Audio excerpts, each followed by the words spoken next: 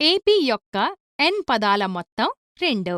ఉదాహరణకు, ఒక అంకశ్రేణి యొక్క మొదటి పదం 8, nవ పదం 68 మరియు మొదటి n పదాల మొత్తం 228.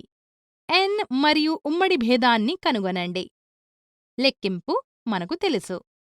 మొదటి పదం a = 8, nవ పదం an = 68, Sn = 228. n ఎంత మరియు d ఎంత?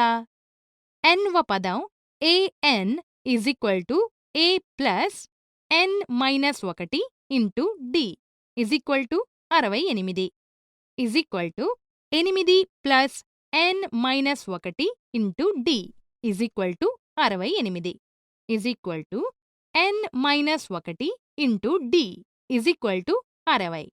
దీనిని మనం సమీకరణం 1 అనుకుందాం.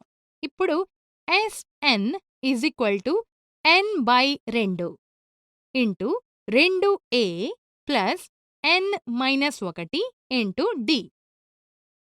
ఇచ్చిన విలువలను వాటి స్థానంలో వేసినప్పుడు మనకు లభిస్తుంది 228 n/2 into 2 into 8 plus 60. n = 6.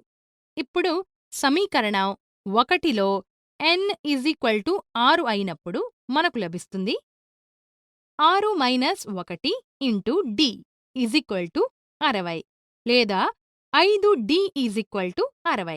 అందువలన d = 12.